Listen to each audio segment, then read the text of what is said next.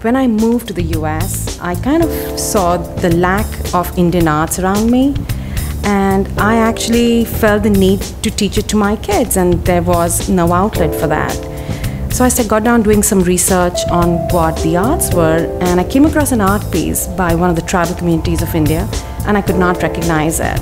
So that's what prompted me to study more about the arts. It's about the local folk and tribal arts, which is a vernacular art. It's a dying art form in India.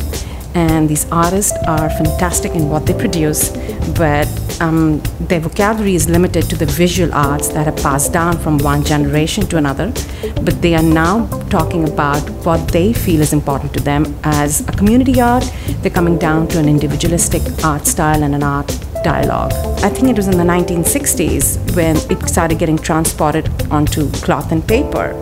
They still use as much as they can of the natural materials like cow dung and carbon, but instead of using rice-based, they started moving on to water-based medium because the bugs started eating the rice. A couple of pieces would take up to a month. So they use cloth, they cut out the cloth, they would iron it sometimes, they apply a layer of cow dung that they actually don't buy, but they have cows and cattle in their farms that they reuse. And then they create a stylus out of a bamboo tree. The artist's name is Anil Vangad. He comes from a town close to the city of metropolitan Bombay. And they are a tribal community. Their main practice initially was hunting. They moved from hunting to farming. So growing rice is their main occupation. It is the women of the society, the women of that village, that paint on mud-baked walls. Just the two colors, either the cow dung, the red color of the mud, or they burn charcoal by burning the rice husk, creating charcoal, and that's how they paint. So it's done on the walls, on festivals, on the birth of a child, for marriages, predominantly for marriages. So it's like the community comes together, there's music, there's drinking, the women are painting, so it's kind of teaching the next generation the significance of their cultures, significance of their religion. Anil has started not only showing his own village scenes, but he started bringing his own personal dialogues as an artist. For instance, how are the women treated in society today?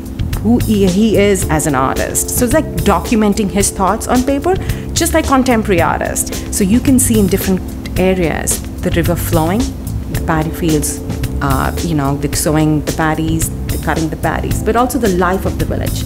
Some places they're cooking food as a community, a mother taking care of the child. So it's like a jigsaw puzzle, like a comic book strip. You see every individual characters, and you know the stories that are going on in the family life. So it feels like you're watching a movie while seeing a piece of art. There's something for everybody, for the adults, for the art student, for a child, to come together and see the artworks. I do have a website called deccanfootprints.com where I try to talk about some of the artists, some of the works. So if you cannot make it for the show, please do log in and see. It's deccanfootprints.com. And it's about even connecting with another country's heritage.